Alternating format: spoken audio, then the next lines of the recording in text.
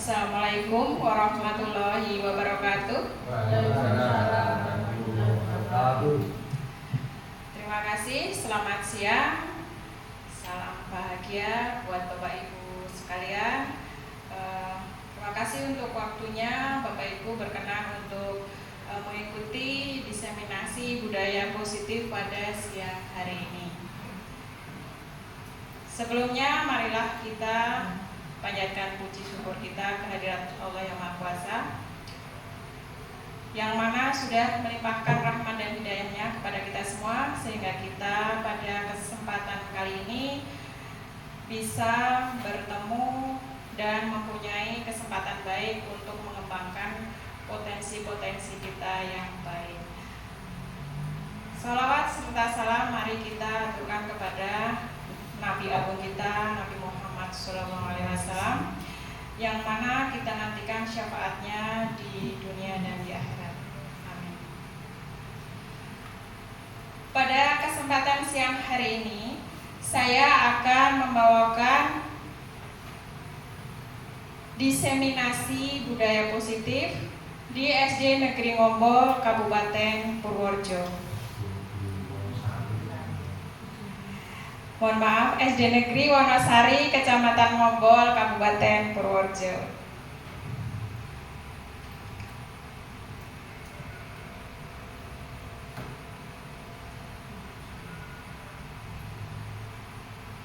Adapun susunan acara pada kesempatan kali ini yaitu yang pertama pembukaan, yang kedua sambutan dari Bapak Kepala Sekolah, yang ketiga acara kita diseminasi, keempat refleksi, kelima doa, dan keenam penutup. Adapun tujuan dari diseminasi pada siang hari ini yaitu untuk menumbuhkan lingkungan sekolah yang mengedepankan nilai-nilai kebajikan universal yang sesuai dengan tujuan profil pelajar Pancasila. Selain itu, diharapkan semua guru bisa melakukan disiplin positif, melakukan keyakinan kelas yang dibuat di kelas masing-masing berdasarkan kesepakatan kelas antara murid dan wali kelas. Untuk acara yang pertama, pembukaan sudah saya buka tadi. Marilah untuk berikutnya kita buka acara dengan bacaan hamdalah bersama. Bismillahirrahmanirrahim.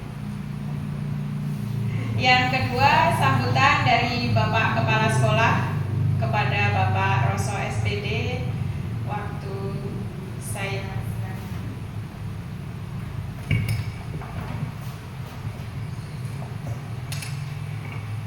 Terima kasih.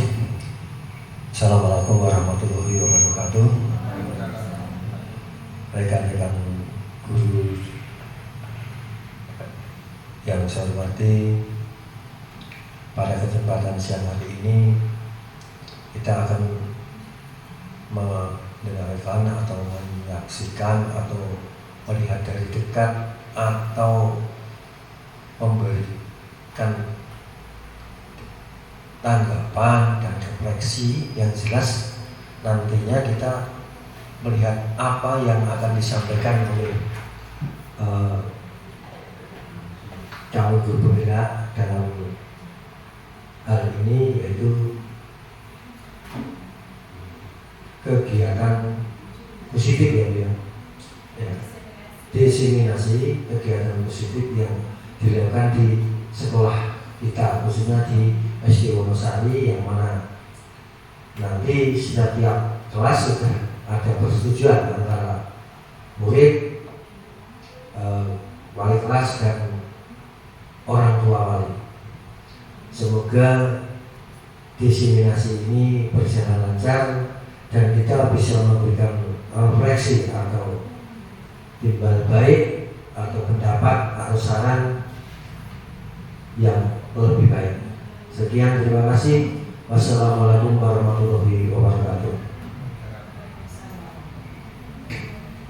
Terima kasih disampaikan kepada Bapak Roso SPD atas sambutannya, yang mana supportnya luar biasa kepada Bapak Kepala Sekolah untuk segala kegiatan yang kita lakukan demi kemajuan sekolah kita bersama. Sebelumnya ada pantun dulu. Pergi ke sungai memancing ikan kecil, ikan arowana. Salam sapa saya ucapkan, assalamualaikum semuanya. Ikan kakap, ikan pari dibakar di atas bara. Apakah Bapak Ibu siap mengikuti destinasi? Tentunya dengan hati yang bahagia. Semoga seperti itu Bapak Ibu. Sebelumnya karena ini waktunya juga waktu-waktu rawan mengantuk karena sudah lelah seharian melakukan aktivitas Bapak Ibu, aktivitas untuk mendidik putra-putri kita, kemudian aktivitas yang lainnya. Mari sebelum desiminasi ini kita mulai, kita ice breaking dulu sebentar.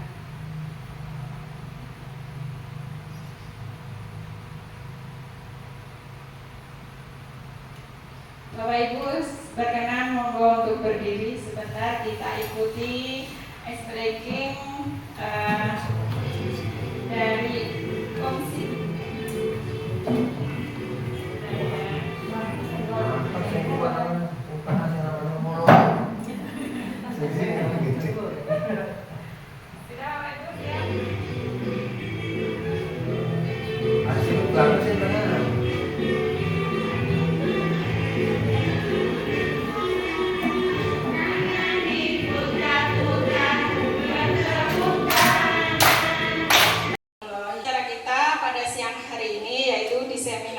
Budaya positif yang ada di SD Negeri Wonosari, Kecamatan Ombol, Kabupaten Purworejo.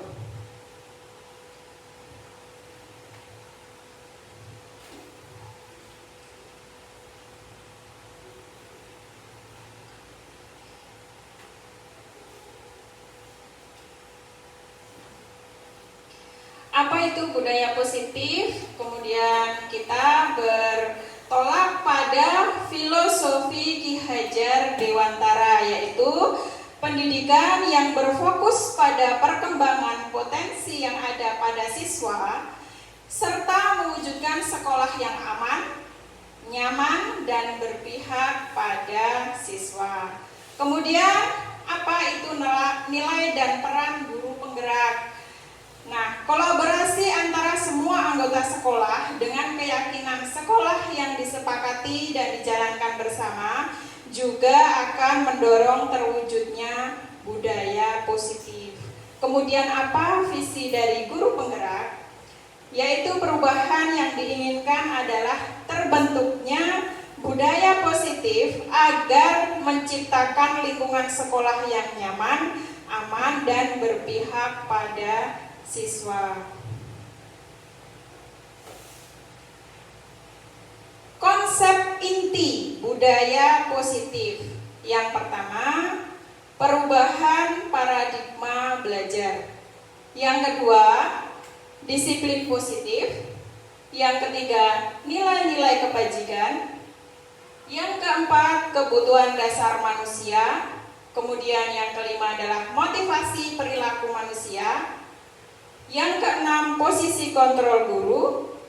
Ketujuh, keyakinan kelas. Dan yang terakhir yaitu yang kedelapan, segitiga restitusi.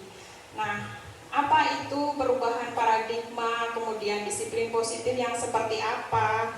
Mungkin Bapak Ibu juga masih asing dengan istilah-istilah yang saya sampaikan ini. Mungkin ada nilai-nilai kebajikan, segitiga restitusi, itu segitiga apa? Mungkin kayak Ibu-ibu familiar dengan segitiga biru ya Bu? Apa Bu segitiga biru Bu? Gandum. Iya, gandum atau tepung. Kalau di sini adalah segitiga restitusi. Apa itu? Nanti kita bahas bersama Bapak Ibu. Kemudian keyakinan kelas. Kenapa harus meyakini kelas? Apa yang ada di dalamnya? Nanti kita bahas bersama Bapak Ibu. Nah, yang pertama adalah pembelajaran dengan paradigma baru.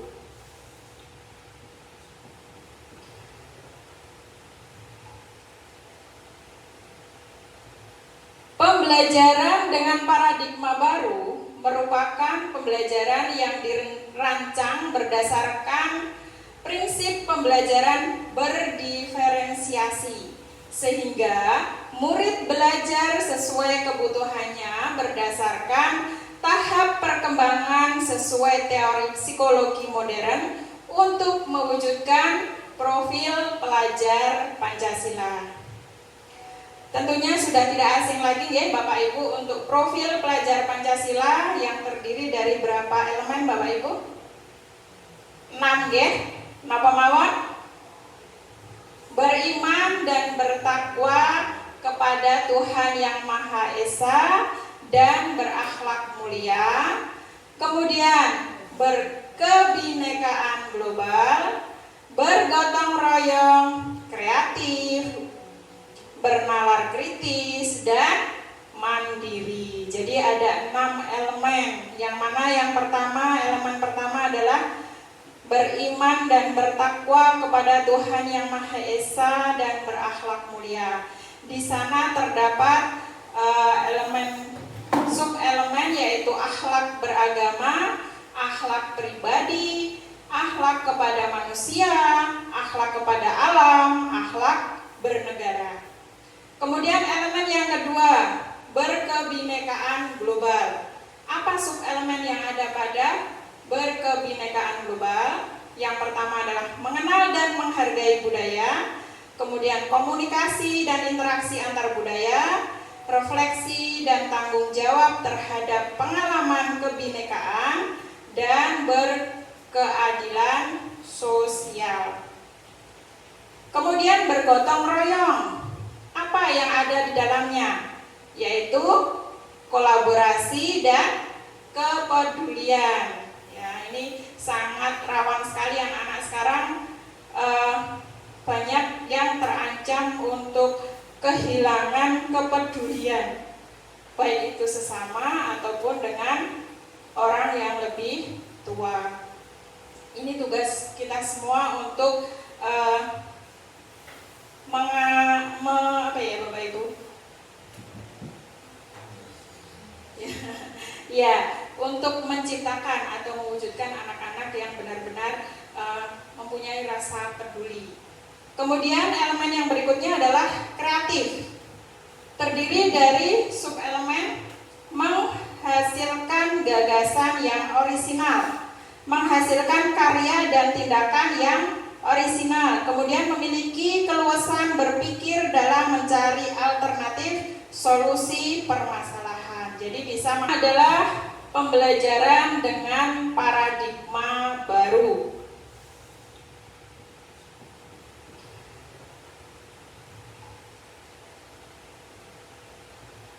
Pembelajaran dengan paradigma baru merupakan pembelajaran yang dirancang berdasarkan prinsip pembelajaran berdiferensiasi, sehingga murid belajar sesuai kebutuhannya berdasarkan tahap perkembangan sesuai teori psikologi modern untuk mewujudkan profil pelajar Pancasila. Tentunya sudah tidak asing lagi ya Bapak Ibu untuk profil pelajar Pancasila yang terdiri dari berapa elemen Bapak Ibu? 6 ya. Napa mawon? Beriman dan bertakwa kepada Tuhan Yang Maha Esa dan berakhlak mulia.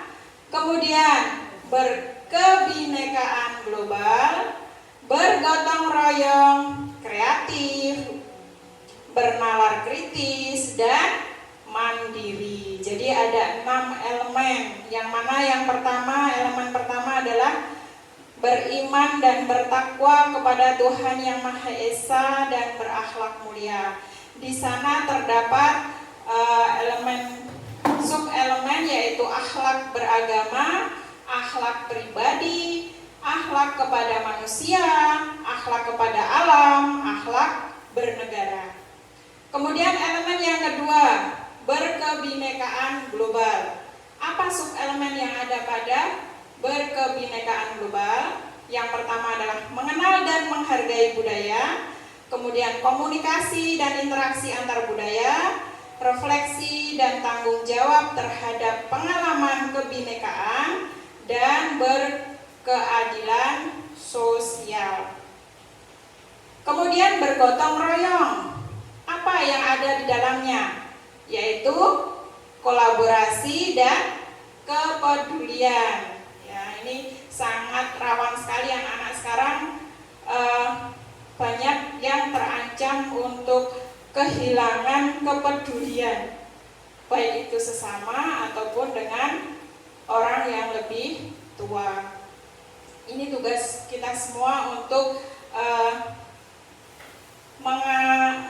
apa ya Bapak Ibu? Ya, untuk menciptakan atau mewujudkan anak-anak yang benar-benar mempunyai rasa peduli. Kemudian elemen yang berikutnya adalah kreatif. Terdiri dari subelemen menghasilkan gagasan yang orisinal, menghasilkan karya dan tindakan yang orisinal, kemudian memiliki keluasan berpikir dalam mencari alternatif solusi permasalahan. Jadi bisa mengatasi masalah yang sedang dihadapi. Kemudian elemen yang berikutnya adalah bernalar kritis. Nah, ini juga anak-anak sekarang kalau tidak sering kita pancing-pancing untuk mengungkapkan atau memberikan ide-ide, itu anak-anak akan tidak mempunyai kemauan untuk berkreasi atau bernalar yang lebih dari biasanya. Di sana terdapat subelemen yaitu memperoleh dan memproses informasi dan gagasan. Nah, ini sering terjadi dalam setiap pembelajaran ya Bapak Ibu, itu sudah pasti terjadi. Kemudian informasi dan gagasan, menganalisa dan mengevaluasi penalaran. Yang ketiga, merefleksi dan mengevaluasi pemikirannya sendiri. Itu juga sering kita lakukan saat kegiatan belajar mengajar. Jadi anak-anak dalam mengikuti pembelajaran, apa yang mereka rasakan itu harus kita ketahui. Kemudian elemen mandiri. Elemen mandiri ini ada di dalamnya yaitu pemahaman diri dan situasi, kemudian regulasi diri. Nah, inilah elemen-elemen dari profil pelajar Pancasila yang mana kita gunakan untuk tujuan pendidikan yang sesungguhnya pada kurikulum saat ini.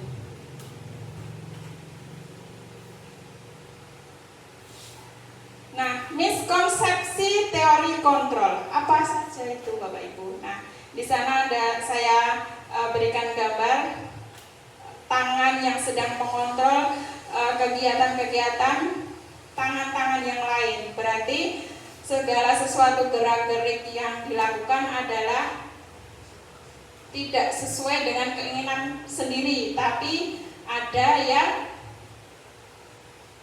yang mengatur seperti itu ya Bapak Ibu. Jadi di sana miskonsepsinya terdiri dari ilusi guru mengontrol murid, kemudian ilusi bahwa kritik dan membuat rasa bersalah mampu menguatkan karakter, ilusi bahwa penguatan positif efektif dan bermakna, serta ilusi bahwa orang dewasa berhak memaksa. Ada bayangan Bapak Ibu. Jadi kita di sini sebagai guru, anak-anak murid. Nah, kita kadang kamu harus nurut dengan saya karena saya guru kamu adalah murid saya. Itu gambaran untuk ilusi bahwa orang dewasa berhak memaksa. Seperti itu nih Bapak Ibu. Yang selanjutnya adalah mengubah paradigma stimulus respon ke pendekatan teori kontrol, di mana stimulus respon tentang dunia itu misalnya realitas atau kebutuhan kita itu sama. Namun untuk teori kontrol tentang dunia itu realitas atau kebutuhan kita berbeda. Yang sesungguhnya adalah kita mempunyai kebutuhan masing-masing atau berbeda satu dengan yang lainnya. Yang kedua, semua orang melihat yang sama, itu respon tentang dunia. Sedangkan teori kontrolnya ya, tadi stimulusnya, kemudian teori kontrolnya adalah setiap orang memiliki gambaran yang berbeda, tidak sama. Kemudian stimulus berikutnya adalah kita mencoba mengubah orang agar berpandangan sama dengan kita. Kamu harus sama dengan saya, harus sependapat dengan saya. Padahal sejatinya adalah kita berusaha memahami pandangan orang lain tentang dunia. Berikutnya adalah perilaku buruk dilihat sebagai suatu kesalahan. Kamu sudah melakukan hal seperti ini, berarti kamu itu sudah bersalah. Nah, itu sering kita lakukan atau sering terjadi di sekitar kita. Sedangkan yang merupakan teori kontrol adalah semua perilaku memiliki tujuan. Jadi, misalkan anak didik kita, kenapa dia terlambat? Misalnya, belum tentu karena dia kesiangan, belum tentu karena dia kerepotan seperti apa. Ternyata ada hal-hal yang dapat kita telusuri. Oh, ternyata orang tuanya sedang sakit, dia terus mengurusi dirinya sendiri, harus kemana dulu dan lain sebagainya. Jadi alasan-alasan itu pasti ada. Selanjutnya adalah orang lain bisa mengontrol saya. Nah, sejatinya teori kontrol yang ada adalah hanya Anda yang bisa mengontrol diri Anda sendiri. Kemudian saya bisa mengontrol orang lain, saya bisa mengatur orang lain. Tapi sebaiknya adalah Anda tidak bisa mengontrol orang lain tanpa alasan tertentu. Jika memang itu diperlukan, tidak masalah. Kemudian pemaksaan ada pada saat bujukan gagal. Wis dirayu-rayu seperti apa anak ini misalnya yang terjadi pada siswa orang mempan, bahasa Jawanya orang mempan. Nah, kudu dipaksa. Nah, itu sebenarnya tindakan yang kurang disarankan. Jadi harus berkolaborasi dan konsensus menciptakan pilihan-pilihan baru. Yang terakhir adalah stimulus model berpikir menang atau kalah. Itu kita ubah menjadi model berpikir menang dan menang. Jadi selalu memberikan motivasi kepada anak didik kita. Kamu nanti mau lomba, menang dan kalah itu sudah biasa. Itu jangan Bapak Ibu lakukan. Karena apa? Akan masuk pada mindset anak-anak bahwa yang penting melu lomba. Padahal yang seharusnya kita lakukan adalah menang dan menang. Apapun caranya, seperti apa cara kamu, lakukan yang terbaik, lakukan semaksimal mungkin untuk hasil yang terbaik, seperti itu.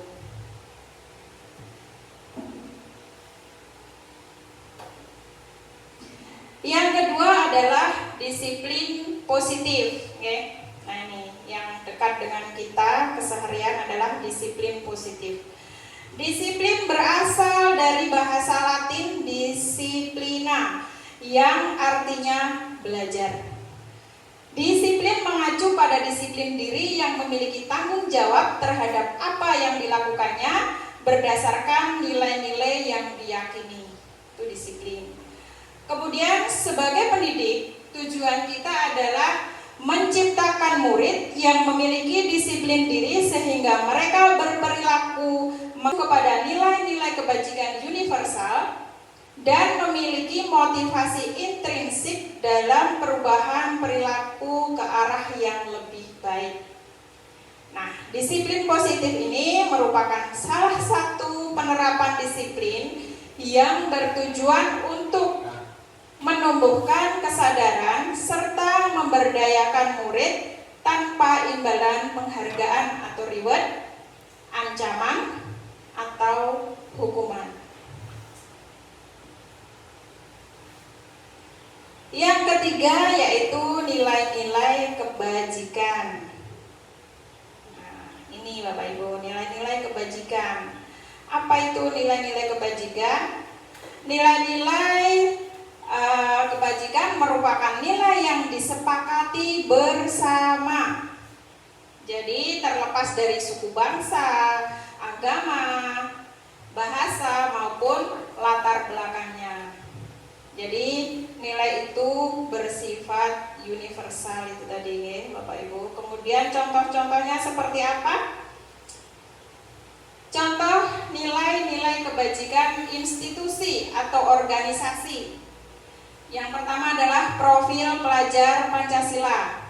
Sudah jelas tadinya Bapak Ibu ada 6 elemen yang saya rangkum menjadi beriman, bertakwa kepada Tuhan Yang Maha Esa, dan berakhlak mulia, mandiri, bernalar kritis, berkebinekaan global, bergotong royong, dan kreatif. Kemudian Primary Years Program atau PYP. Ini mewujudkan sikap murid yang dia bertoleransi, punya rasa hormat, integritas, mandiri, menghargai, antusias, empati, punya rasa ingin tahu, kreativitas, kerjasama, percaya diri, dan komitmen. Kemudian untuk keterampilan hidup itu tergambarkan pada sikap anak yang dapat dipercaya, lurus hati atau punya pendirian, kemudian pendengaran yang aktif, tidak merendahkan orang lain, memberikan yang terbaik dari diri. Jadi dia selalu termotivasi, punya kemampuan bahwa saya juga punya nilai, seperti itu. Jadi bisa menghargai diri sendiri dan orang lain. Yang selanjutnya adalah kebutuhan dasar manusia. Ada berapa kebutuhan dasar manusia? Bapak Ibu membutuhkan apa Bapak Ibu? Ya, kemudian rasa apa lagi yang Bapak Ibu? Aman, nyaman. Terlindungi. Mungkin dengan pasangannya mengharapkan yang seperti apa? Dikasihi, disayangi, gitu yang punya pasangan, gitu. Yang belum semoga segera mempunyai pasangan. Ya, ternyata kebutuhan dasar manusia itu merupakan segala sesuatu yang kita lakukan untuk mendapatkan apa yang kita inginkan. Seluruh tindakan yang kita lakukan memiliki tujuan tertentu, dan semua usaha terbaik yang kita lakukan adalah dalam rangka agar kebutuhan dasar kita terpenuhi dengan baik. Ini Bapak Ibu, 5 kebutuhan dasar manusia. Yang pertama, betul tadi Ibu ya, sandang, papan, pangan. Karena kita harus apa Bapak? Ibu, bertahan hidup. Kita harus bertahan hidup dengan itu tadi. Kita harus mencukupi kebutuhan kita, sandang, papan, pangan yang sesuai dengan kebutuhan. Kemudian yang kedua, nah ini kasih sayang dan rasa diterima. Itu juga kebutuhan dasar, sangat dasar sekali Bapak Ibu. Semua manusia pasti membutuhkannya. Butuh diterima di suatu tempat, butuh dipedulikan, berbagi, kerjasama, kemudian menjadi bagian dalam kelompok. Salah satunya seperti saya ini, saya berdiri di sini karena atas rasa kepedulian Bapak Ibu semua, karena rasa kasih sayang dari Bapak Ibu semuanya sudah meluangkan waktunya untuk bersama-sama saya, gitu ya. Yang ketiga adalah penguasaan. Itu juga kebutuhan dasar dari manusia. Penguasaan itu apa saja? Harga diri, keinginan untuk dianggap, kemudian memimpin itu juga merupakan kebutuhan. Berprestasi itu juga karena kesempatan-kesempatan untuk mengikuti hal-hal atau perlombaan itu juga merupakan kebutuhan atau hak yang harus kita terima. Diakui itu juga. Sebuah sekolahan aja butuh diakui deh Bapak Ibu, apalagi manusia. kemudian didengar. Nah, jangan sampai seperti lagu, kamu hebat, hanya kau tak didengar. Jangan sampai seperti itu ya Bapak Ibu. Kita harus selalu mendengarkan apa yang orang lain ingin sampaikan, karena itu juga akan berimbas pada diri kita sendiri. Betul nggih Bapak Ibu? Kemudian yang keempat adalah kebebasan. Kita butuh nggak kebebasan? Butuh sekali. Karena kalau selalu dikekang pun itu sangat menyiksa. Kebebasan di sana adalah bukan kebebasan yang harus kita semau kita sendiri, tapi dalam artian kita mau mandiri. Kita memiliki pilihan. Oh, aku pilihannya ini. Kemudian mencoba hal baru, itu juga kebutuhan.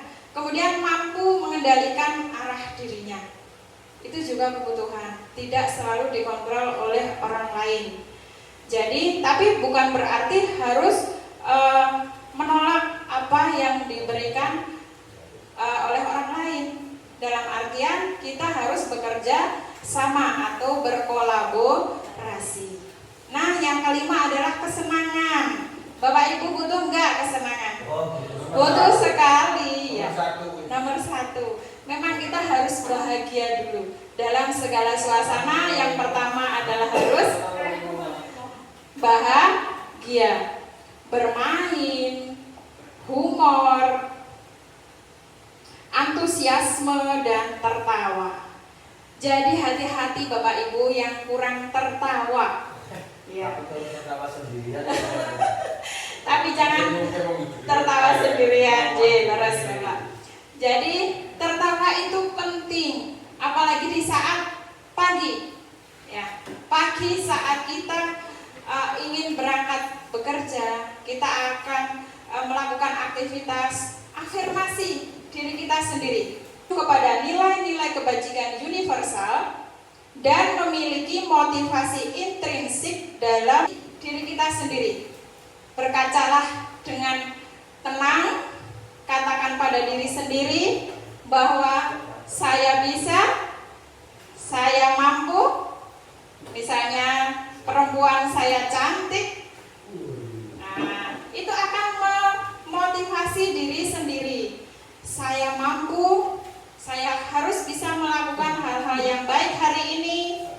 Saya harus banyak tersenyum dengan orang lain. Saya harus bermanfaat untuk orang lain. Tubuhku kuat, jiwaku juga sehat. Begitu ya Bapak Ibu. Jadi afirmasi diri kita sendiri yang positif tentunya. Itu nanti kita akan mendapatkan hal-hal positif pada diri kita. Lakukan itu setiap pagi dan malam hari sebelum kita tidur. Kalau sebelum tidur, afirmasinya beda lagi. Karena kita mau istirahat, lepaskan semuanya yang sudah terjadi hari ini. Maafkan segala kesalahan orang lain. Kita juga mohon maaf atas segala kesalahan kita.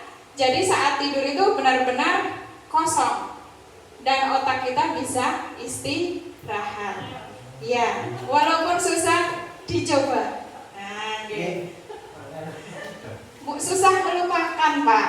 Nah, itu. Susah melupakan. Itu ya Bapak Ibu. Jadi 5 kebutuhan dasar manusia, walaupun mungkin hanya beberapa yang bisa terpenuhi, tapi jadikan alhamdulillah, berarti Bapak sudah sempurna. Makan, pakaian, tempat tinggal sudah semua nih Bapak Ibu. Kemudian diterima jelas, kita sering bersama-sama di sini, kemudian dipedulikan juga. Ya, itu harus terpenuhi karena semuanya harus kita rasakan dengan bahagia.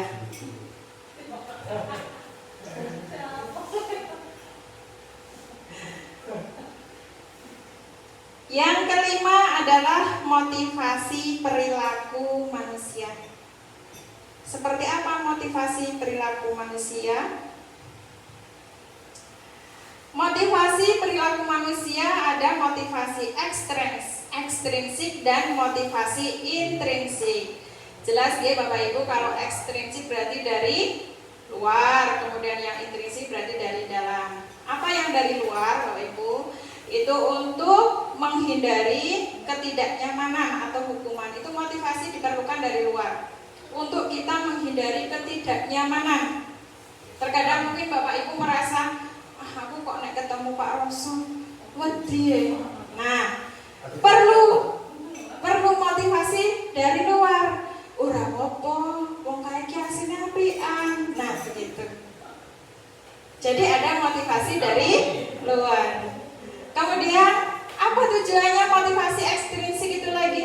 Untuk mendapatkan imbalan atau penghargaan dari orang lain. Kadang aku kok minder ya, arep maju diseminasi grogi kok nang arepe Bapak Ibu guru yang sekian. Ora apa-apa, tidak apa-apa. Percaya diri aja, kamu pasti bisa. Nah, itu kan motivasi yang datang dari luar. Oke.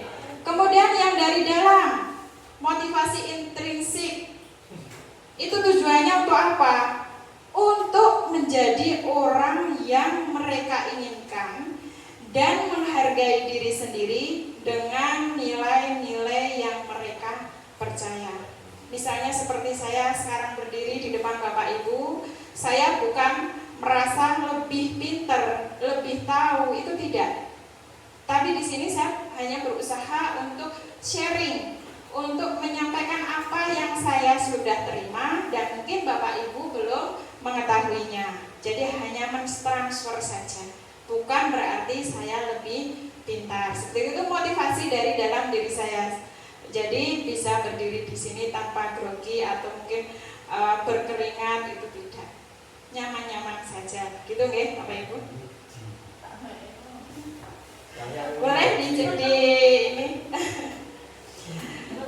Kemudian ada tiga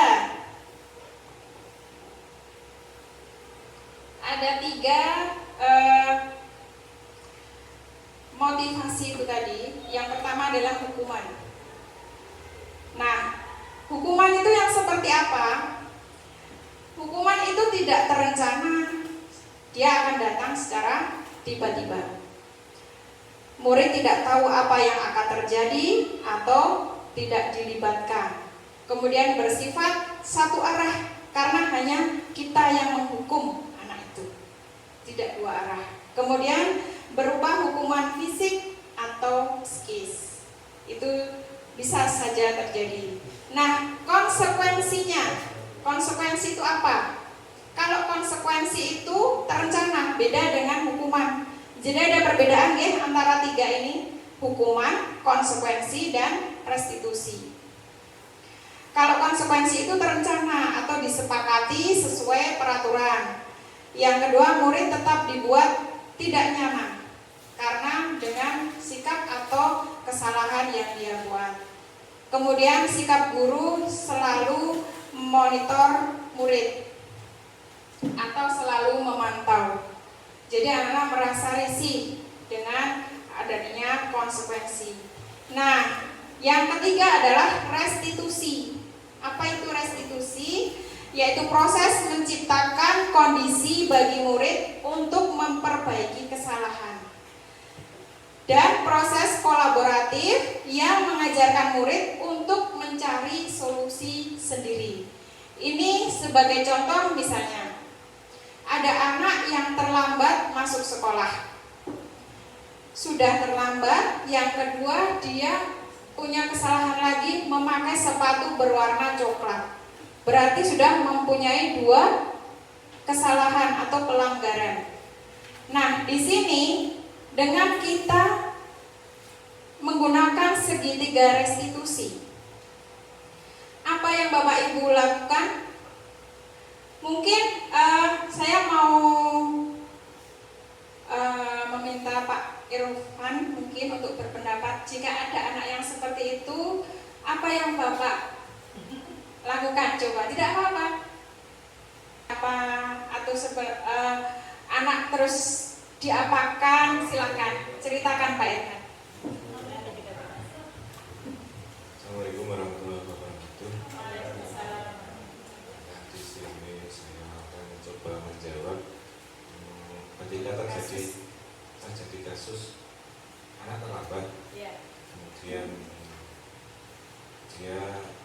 memakai sepatu yang tidak sesuai dengan ketentuan tata tertib yang berlaku di sekolah. Yang pertama, saya akan menanyainya dulu, mengapa dia memakai dan mengapa dia memakai sepatu yang berbeda. Bisa saja si anak itu terlambat bukan karena bangun kesiangan, bisa saja habis menolong ibunya, membantu apa gitu kan. Jadi saya mencoba untuk mengambil sisi positifnya dulu, begitu Bu. Tepuk tangan untuk Pak Irfan. Luar biasa ya, seorang bapak guru yang sangat peduli dengan siswanya. Jadi jika ada kasus yang seperti itu, tidak semerta-merta Pak Irfan memarahi muridnya, tapi menganalisa dulu apa yang sebenarnya terjadi, apa alasan yang sebenarnya. Oke, nanti kita akan bahas ke belakang tentang restitusi itu ya.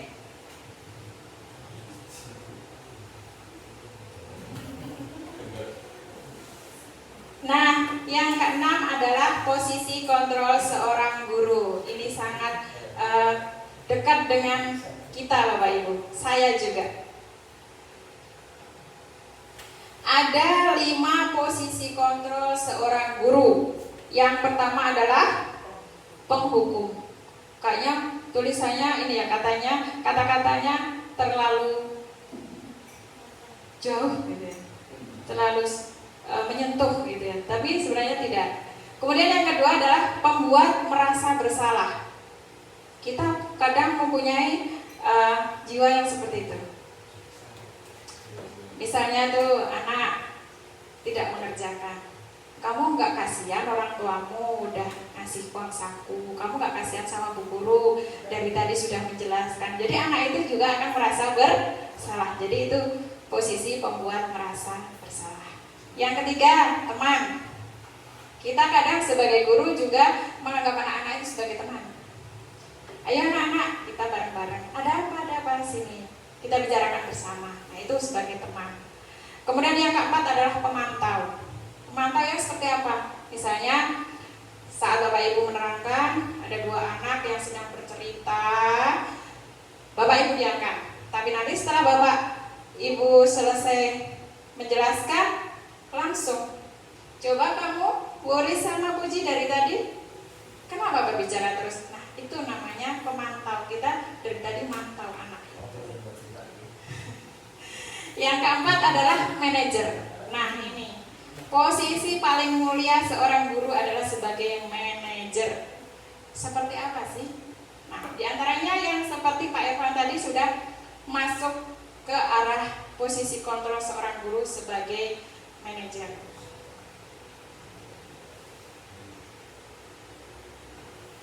Nah, contoh penerapan 5 posisi kontrol guru ya. Yang pertama, penghukum. Nah, nih, guru yang berperan sebagai penghukum akan menggunakan hukuman untuk mengontrol perilaku murid. Hukuman yang diberikan dapat berupa hukuman fisik maupun verbal. Jadi ini terjadi pada kita zaman dahulu ya Bapak Ibu. Ada penghapus melayang, ada penggaris yang menimpa jari-jari kita jika ada kuku yang panjang. Nah, itu posisi seperti ini. Serem ya, jadi kalau melihat guru itu sudah takut dulu. Contohnya, nah ini. Contoh hukuman fisik. Yang pertama misalnya, guru memukul murid yang tidak mengerjakan tugas. Nah, ini sekarang sudah jarang terjadi ya Bapak Ibu karena ada perlindungan. Kemudian yang kedua, guru menghukum murid dengan berdiri di depan kelas karena berbicara saat pelajaran berlangsung. Nah, ini sudah tidak memiliki posisi kontrol sebagai pemantau. Langsung begitu sini lagi menjelaskan, begitu ada anak yang mungkin bercerita atau bercanda-canda, langsung suruh disetrap ya. Kalau zaman dulu istilahnya disetrap di depan kelas dengan berdiri satu kaki dan lain sebagainya. Kemudian yang ketiga, guru memberikan nilai buruk kepada murid yang tidak mengikuti ulangan. Kamu kan tidak mengikuti ulangan, saya nilai 50 misalnya, atau tidak saya beri nilai. Padahal masih ada kesempatan untuk bagaimana anak itu memiliki nilai atau haknya, karena mungkin saat ulangan dia ada keperluan atau kepentingan yang tidak bisa mengikuti tes. Kemudian contoh hukuman verbal yang seperti apa? Jadi selain hukuman fisik dapat berupa verbal. Sebagai contoh, guru akan berkata kepada muridnya yang datang terlambat dengan nada suara tinggi, bahasa tubuh yang tidak bersahabat. Misalnya, terlambat lagi, pasti terlambat lagi, selalu datang terlambat kamu. Kapan bisa datang tepat waktu? Dengan muka yang serem lah gitu ya. Itu adalah hukuman verbal, bukan hukuman fisik. Itu ya Bapak Ibu contoh dari hukuman. Nah, yang kedua adalah pembuat merasa bersalah. Seperti apa sih? Itu tadi saya sekilas, yaitu bahwa guru yang berperan sebagai pembuat merasa bersalah akan membuat murid merasa bersalah otomatis atas segala kesalahannya. Guru dapat melakukan hal ini dengan cara memberikan nasihat atau dengan membuat murid merenungkan kesalahannya. Contoh, guru berkata kepada murid yang tidak mengerjakan tugas, apakah kamu tahu bahwa kamu telah mengecewakan orang tua dan gurumu? Anak langsung pasti dia akan tertunduk dan merasa bersalah. Yang kedua contohnya, guru meminta murid yang mencontek saat ulangan untuk menulis surat permintaan maaf kepada orang tua dan gurunya. Atau kadang ada guru yang memberikan hukuman, tulis kata saya tidak akan mengulangi lagi. Yang ketiga yaitu posisi kontrol sebagai teman. Guru yang berperan sebagai teman akan memperlakukan murid seperti teman sebaya. Guru akan berusaha untuk dekat dengan murid dan memahami masalah-masalah yang mereka hadapi. Ya. Kemudian contohnya yang seperti apa? Apakah harus kita ikut berlatih bermain seperti itu? Tidak harus nih Bapak Ibu.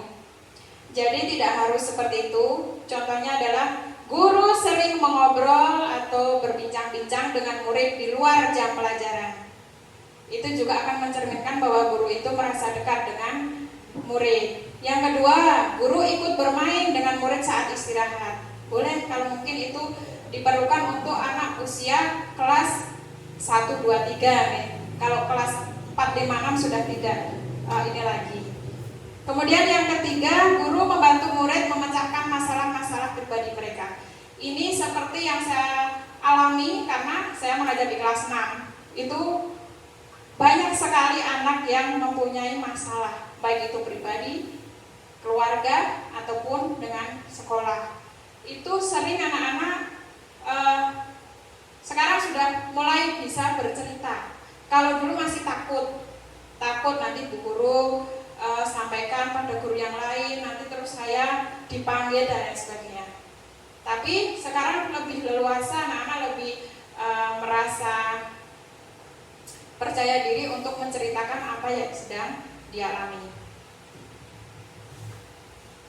Berikutnya adalah posisi kontrol guru sebagai pemantau. Nah ini tadi, guru yang berperan sebagai pemantau akan memantau perilaku murid dan memberikan arahan jika diperlukan. Guru akan berusaha untuk memastikan bahwa murid mengikuti aturan dan norma yang berlaku di sekolah. Contohnya, guru berkeliling kelas saat pelajaran berlangsung untuk memastikan bahwa murid memperhatikan. Jadi tidak hanya center di depan atau hanya di belakang atau hanya di samping, tapi sesekali Bapak Ibu guru berkeliling di dekat siswa. Guru menegur murid yang berbicara saat pelajaran berlangsung dengan pendekatan. Jadi misalnya dengan mendekatinya dan berbicara, coba perhatikan dengan kata-kata yang positif. Guru mengingatkan murid untuk mengenakan seragam sekolah yang lengkap. Ini juga bisa sebagai pemantau. Nah, ini posisi yang terakhir adalah sebagai manajer. Guru yang berperan sebagai manajer akan mengelola kelas dengan cara yang efektif dan efisien. Guru akan menciptakan lingkungan belajar yang kondusif dan memotivasi murid untuk belajar. Contohnya, guru menyusun rencana pembelajaran yang jelas dan terarah. Jadi tujuannya pembelajaran hari ini apa sudah tertulis jelas gitu. Jadi terarah. Kemudian yang kedua, guru menggunakan metode pembelajaran yang bervariasi dan sesuai dengan kebutuhan murid. Kalau untuk kelas 6 nggak mungkin lah saya memberikan pembelajaran dengan cara berjoget-joget, bernyanyi-nyanyi setiap saat, kan tidak mungkin. Sesekali tempo boleh. Nah, itu lebih tepat untuk anak kelas 1, 2 gitu. Jadi sesuai dengan kebutuhan murid. Yang ketiga, contohnya guru memberikan umpan balik yang positif dan konstruktif kepada murid, seperti yang Bapak Irfan tadi lakukan. Jadi memberikan umpan balik yang positif. Yang ketujuh yaitu keyakinan kelas. Mengapa keyakinan kelas? Bukan peraturan kelas. Karena keyakinan kelas bersifat abstrak. Kemudian berupa pernyataan yang universal, dibuat dalam pernyataan yang positif.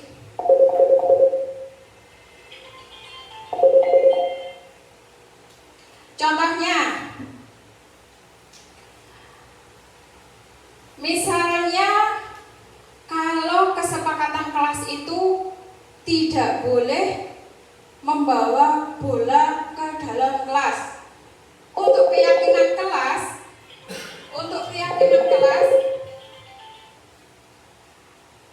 akan berubah menjadi kalimat yang positif. Seperti apa kalimatnya? Tidak menggunakan jangan. Jadi bisa diganti dengan anak-anak meletakkan bola pada ruang olahraga. Kan sama artinya. Nah, untuk contoh kalimat negatif yang lain. Kalimat negatif yang lain misalnya, tidak boleh mencontek, diganti dengan kata positif, berperilaku jujur. Nah, itu bedanya kesepakatan kelas dan keyakinan kelas. Itu tadi pernyataan positif ya. Sedikit saja agar mudah diingat. Kalau keyakinan kelas itu sedikit. Contohnya seperti itu Bapak Ibu ya. Sudah saya praktekkan tadi. Kemudian sesuai dengan kondisi kelas dan sekolah sehingga mudah diterapkan. Jadi sesuai dengan anak-anak. Tidak mungkin anak kelas 1 diberi keyakinan kelas tidak atau mungkin berperilakulah yang sopan. Itu sudah semua kelas bisa nih. Tapi untuk kelas 6 misalnya sebatas ada anak-anak yang sering mengejek, ada anak-anak yang kurang paham dengan kondisi fisik temannya. Nah, itu bisa kita terapkan dengan kata-kata yang positif. Semua warga kelas dilibatkan saat membuat keyakinan kelas. Jadi ada persetujuan antara guru dan siswa. Tidak hanya. Kemudian yang kedelapan atau yang terakhir adalah segitiga restitusi.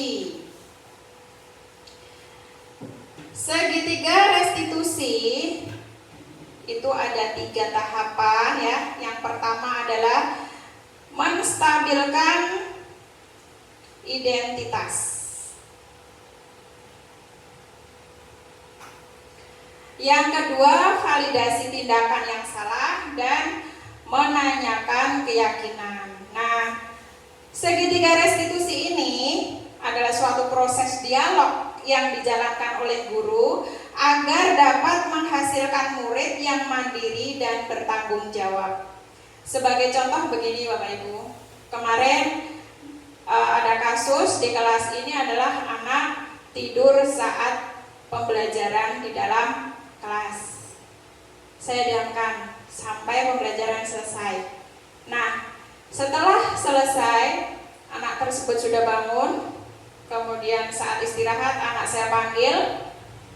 Saya tanyakan yang pertama adalah, kenapa kok kamu tidur saat pembelajaran? Dia menjawab, karena kecapean Bu, ngantuk. Oke. Itu adalah proses saya menstabilkan identitas. Nah, yang kedua, validasi tindakan yang salah. Saya tanya, terus menurut kamu, sikap kamu itu benar atau salah? Salah Bu. Kenapa kok salah? Ya karena saya mengantuk, tidur di dalam kelas saat pembelajaran dan saya tertinggal tidak mengerjakan tugas yang Ibu berikan. Dia sudah mengakuinya. Nah, berikutnya saya melakukan menanyakan keyakinan. Kamu ingat nggak keyakinan kelas kita? Ingat Bu. Tentang apa? Kira-kira yang kamu lakukan ini bertentangan dengan keyakinan yang mana?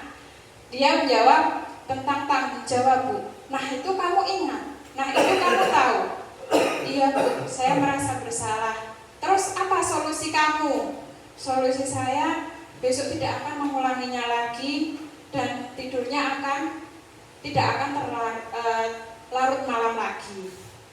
Dengan seperti itu, saya sudah melakukan segitiga restitusi dan anak itu sudah berubah. Tuh, contohnya seperti itu Bapak Ibu. Jadi melatih anak untuk bertanggung jawab dan menyadari kesalahannya untuk tidak mengulanginya lagi. Nah ini tahapannya ada 3 ya. Nih, tadi menstabilkan identitas. Yang saya lakukan yang pertama tadi adalah berdasarkan prinsip membuat kesalahan adalah bagian dari proses pembelajaran. Kemudian menggeser identitas gagal menjadi identitas yang sukses. Yang kedua adalah validasi tindakan. Tujuannya seperti apa? Validasi tindakan tujuannya untuk berdasarkan prinsip setiap perilaku berupaya memenuhi kebutuhan tertentu. Jadi dia ada alasannya. Guru akan bergeser dari pemikiran stimulus respon menjadi proaktif, menanyakan alasannya, kemudian mengenali dan mengakui kebutuhan murid.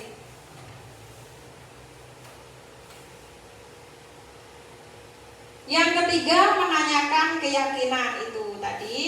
Karena anak-anak sudah membuat keyakinan kelas yang disepakati bersama, sehingga anak akan diberikan pertanyaan-pertanyaan bermakna untuk memunculkan motivasi secara intrinsik dari dalam diri anak tersebut. Kemudian mampu mengaitkan keyakinannya dengan tindakan dia yang salah.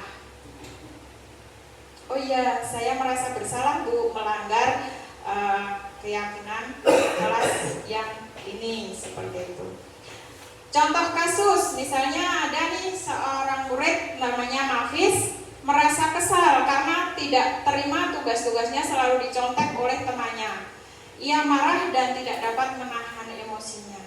Nah, kira-kira kalau ada kasus seperti ini dengan segitiga restitusi itu, yang pertama kali kita lakukan apa?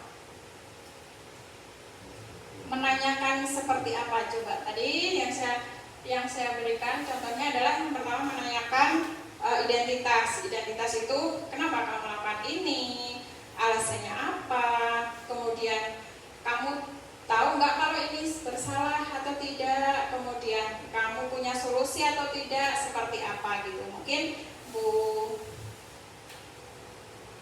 In mau mencoba menjelaskan. Terima kasih bisa begitu. Nafis merasa kesal karena tugas-tugasnya dicontek gitu ya. Ya. Yang bisa saya tanyakan pertama-tama, kok bisa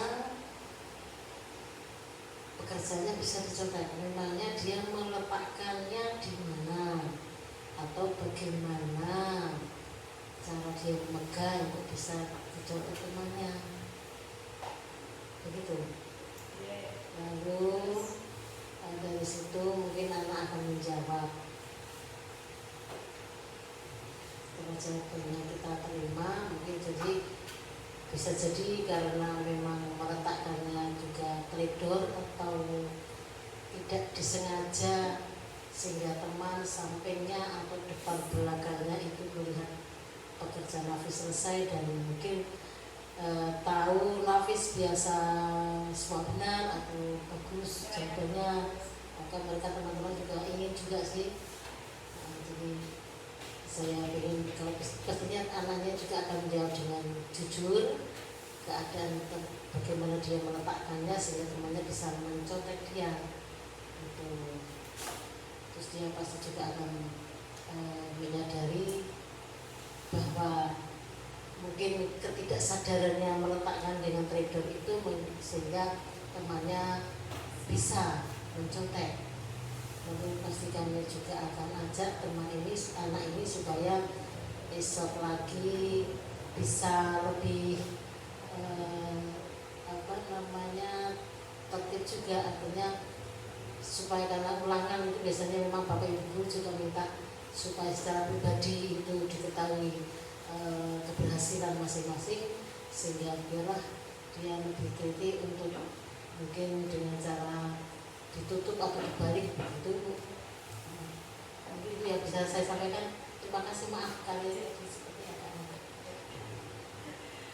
Luar biasa, terima kasih Bu In untuk penjelasannya. Sudah bagus sekali ya Bu In untuk tindakan yang Ibu lakukan dalam contoh kasus seorang anak yang tidak terima dan marah-marah karena pekerjaannya dicontek anak yang lain.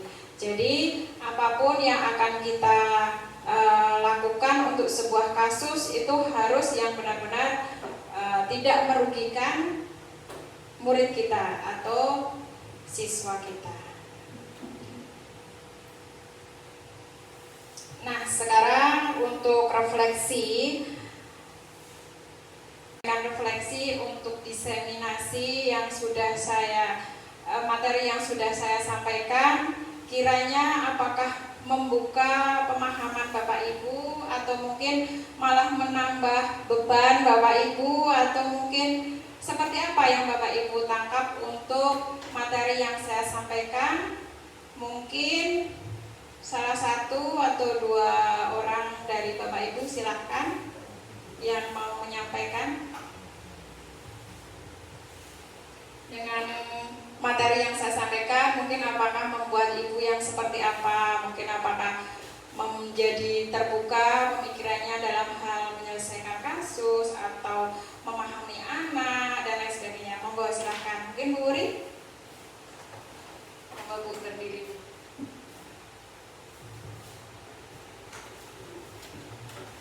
Terima kasih atas waktu yang diberikan untuk saya. Di sini saya akan menanggapi tentang apa yang tadi sudah disampaikan oleh Bu Hetty tentang diskriminasi budaya positif di sekolah.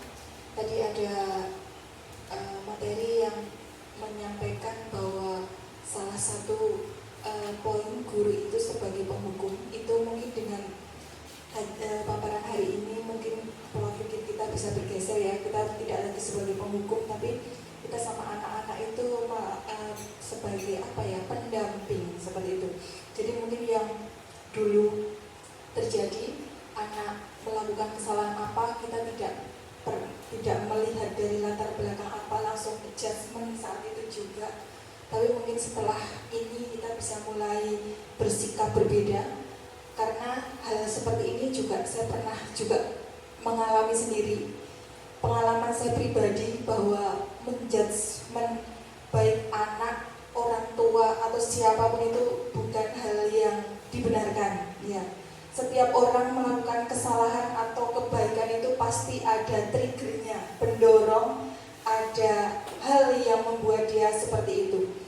Contoh yang pernah saya sampaikan, salah satu contoh kasus yang membuat saya sangat menyesal dan membuat membuat saya berefleksi untuk merubah pemahaman saya tentang anak. Salah satu contohnya waktu itu ada anak yang tidak mengerjakan PR. PR saya berikan 1 minggu sudah, anak tidak mengerjakan PR. Saya marah-marah, kenapa kamu tidak mengerjakan PR dan lain-lain. Saya suruh anak itu keluar, belum boleh masuk kalau belum selesai. Begitu anak itu masuk, saya bertanya, kenapa kamu tidak mengerjakan PR? Padahal itu sudah 1 minggu saya berikan.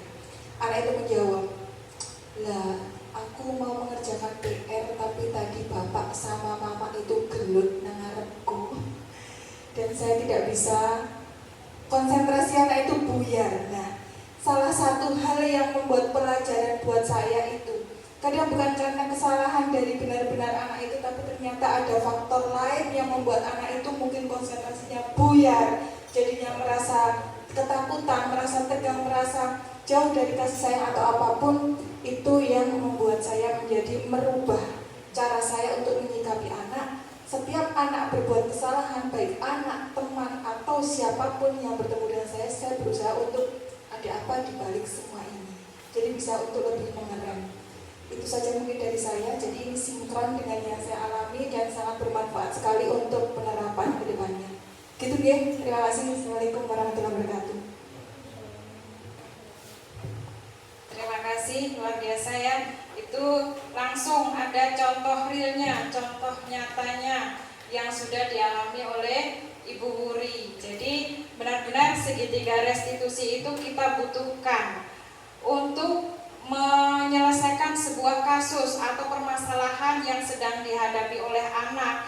Itu tidak semerta-merta kita fokus pada kesalahan yang anak perbuat atau lakukan, tapi kita harus mempelajari dulu seperti apa alasan yang anak berikan dan apa yang sebenarnya terjadi di balik layar. Begitu nggih Bapak Ibu. Jadi benar-benar materi ini sinkron nggih dengan apa yang sudah sering kita alami. Mungkin Bu Novi mau menambahkan? Oh tidak, terima kasih. Ada Bapak Ibu guru yang lain? Betul. Terima kasih. Untuk refleksi saya rasa cukup. Kemudian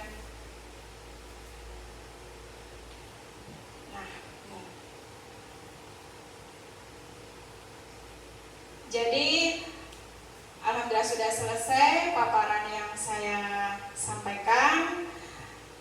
Sampai pada penutup, yaitu dalam penerapan program disiplin positif, hendaknya guru memiliki standar kepribadian, profesional, dan sosial yang baik, di mana guru mampu merefleksi dirinya dalam posisi kontrol saat ini.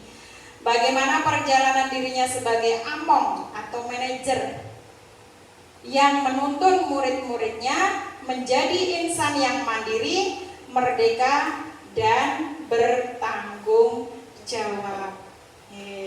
Demikian Bapak Ibu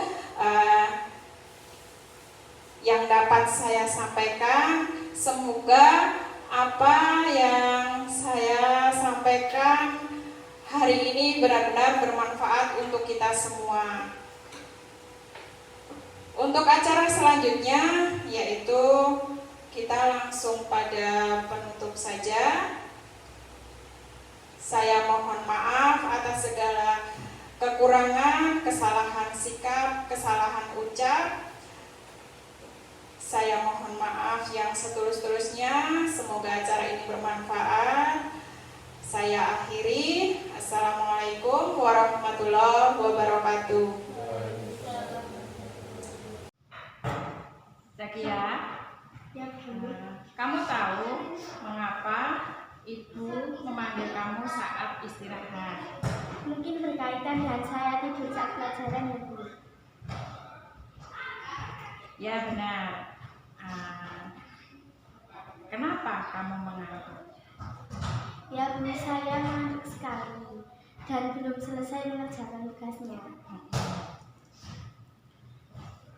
Oke, Nadia. Semua orang pernah melakukan kesalahan, termasuk ibu, ya. Nah, namun setiap tindakan itu kita pasti ada alasannya. Nah, kira-kira mengapa kamu mengantuk di pagi sepagi ini? Saya capek soalnya tadi malam di rumah ada acara kumpul keluarga, sehingga saya membantu ibu mencuci gelas dan piring sampai malam.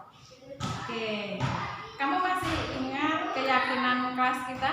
Masih, Bu. Oke, kalau masih ingat, kira-kira kamu lakukan itu sudah sesuai dengan keyakinan kelas atau belum? Belum. Kalau belum, keyakinan kelas yang mana? Selalu bertanggung jawab, Bu. Oke, nah ternyata kamu tahu. Lalu apa kamu punya solusi untuk masalah ini? Ya, Bu. Yang pertama, saya mohon maaf karena tidur di kelas saat pelajaran. Yang kedua, saya tidak akan tidur larut malam lagi. Dan ketiga, saya akan menyelesaikan tugas yang tadi belum selesai. Baik, oke, Ibu berikan apresiasi untuk tanggung jawab kamu ya. Nah, dan kamu boleh istirahat kembali di luar sana.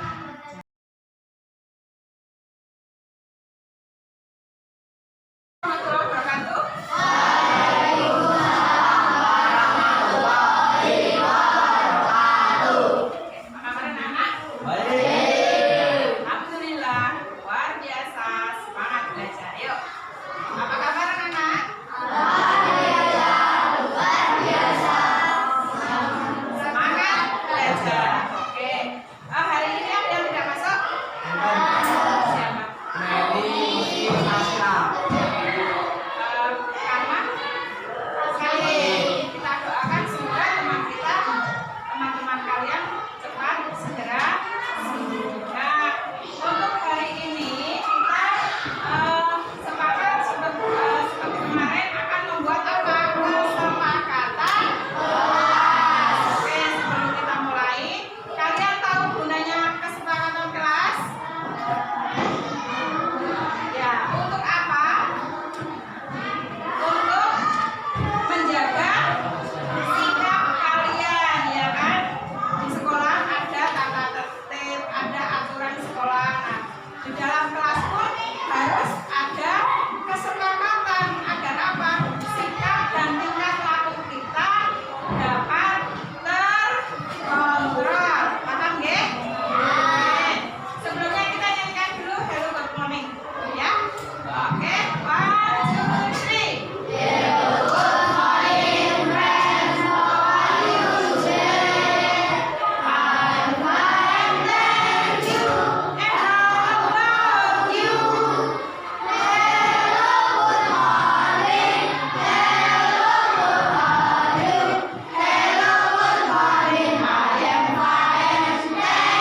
Oke, terima kasih anak-anak. Sekarang kita langsung saja untuk membuat kesepakatan kelas. Nanti kalian tuliskan di sini.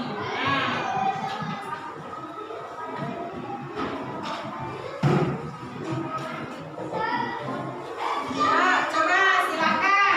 Siapa yang mau menuliskan pertama kali? Coba. Yang angkat tangannya siapa? Ya, Lutfi. Dibaca dulu apa kesepakatan kelasnya. Tidak terlambat saat mengumpulkan tugas. Tidak terlambat saat mengumpulkan tugas. Boleh, silakan dibaca dulu. Yang lainnya siapa? agak kentang.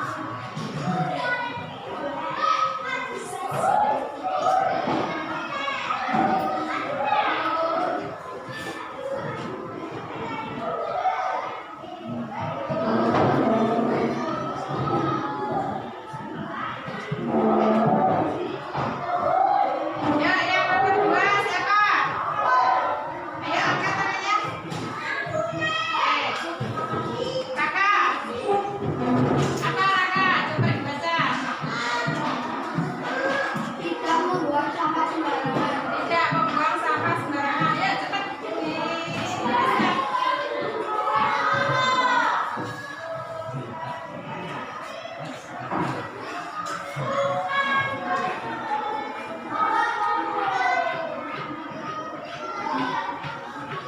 Nomor 3, ya, Cak ya, ayo. Dibaca.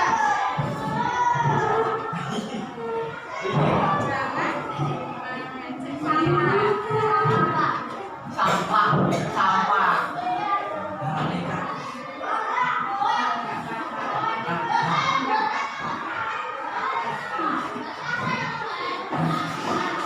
Nomor 3, nomor 4, ya, Cak. Ya, Bima. Dibaca, Bima.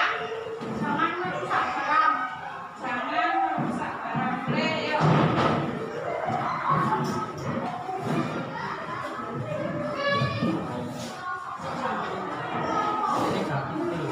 Nomor 5. Ya, angkat tangan. Ya, Adin. Baca nih. Tidak boleh mengganggu teman saat belajar. Boleh, yuk, tuliskan.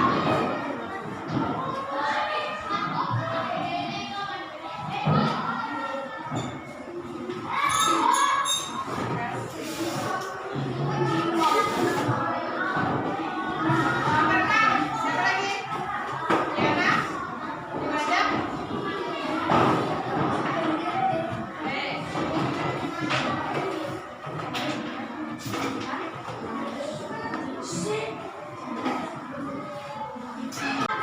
Oke, lanjut yang kelima.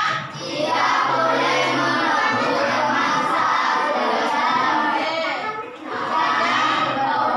Ya, ini sikap. Kemudian yang ketujuh. Tidak boleh mengganggu masa belajar. Nah, yang kedelapan. Sembilan.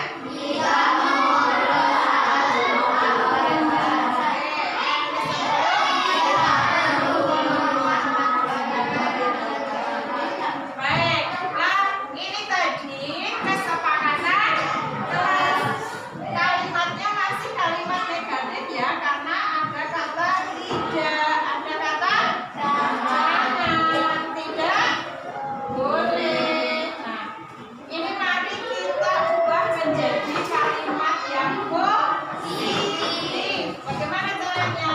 Nah, kalimat yang positif itu namanya keyakinan kelas.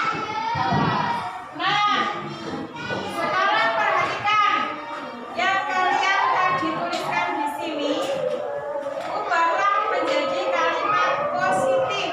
Nanti Betty akan membagikan kertas ya, sticky note yang berbentuk daun. Kalian tuliskan di sana. Nah, nanti yang sudah selesai langsung ditempel di sini. Ya, segera setelah selesai nulis langsung maju ditempelkan di sini. Oke, Betty bisa dibantu membaginya. Sebelah sini satu-satu, satu anak satu ya. Dibagi, kita tolong ya. Yang sudah mendapatkan segera dituliskan. Kemudian ditempel di sini.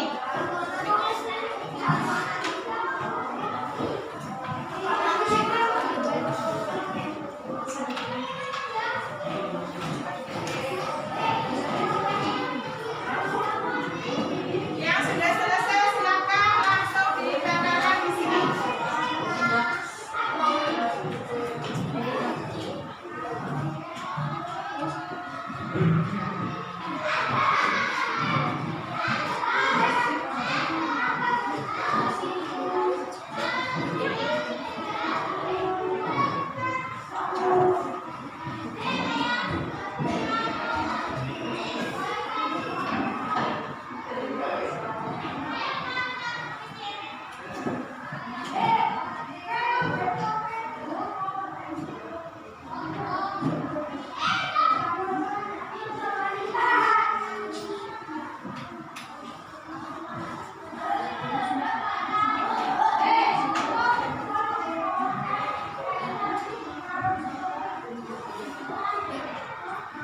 Ada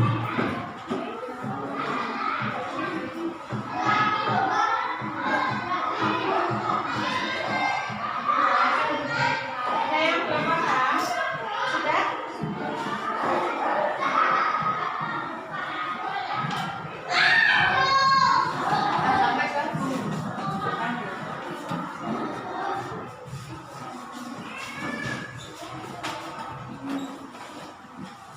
Ya, silakan ditempelkan di depan.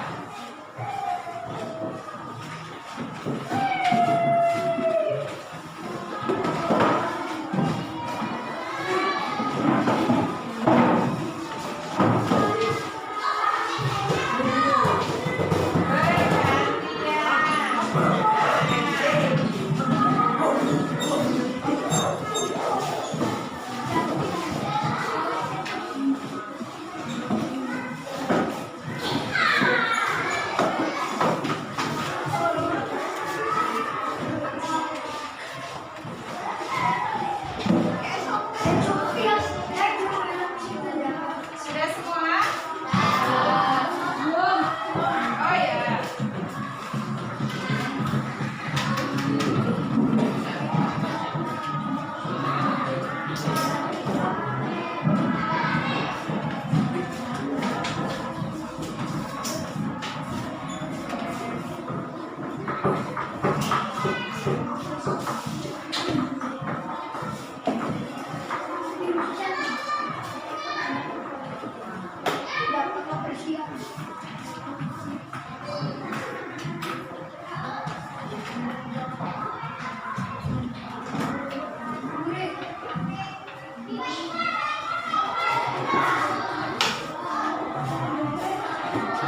Sudah semua? Kita baca satu persatu, boleh dibacakan. Menjaga dan meletakkan barang pada tempatnya. Positif ya? Oke, kalimat positif. Kemudian menghormati guru atau teman yang sedang berbicara. Mendengarkan guru saat menjelaskan. Berpakaian rapi dan sesuai setiap hari. Boleh. Mengerjakan tugas tepat waktu. Bisa? Bisa. Angkat tangan bila ingin berpendapat. Nah ini bisa? Bisa masuk ya. Kemudian duduk pada kursi masing-masing. Nah ini berarti harus apa? Ya, tidak berkeliling-keliling saat pelajaran. Hadir tepat waktu, sudah tahu jadwalnya ya kan? Kemudian yang ini apa? Mengerjakan tugas tepat waktu. Oke. Menghormati guru atau teman yang sedang berbicara. Mandiri dan kreatif. Lah ini berarti ada saatnya kalian belajar secara mandiri. Kemudian harus kreatif saat mengerjakan atau memberi tugas.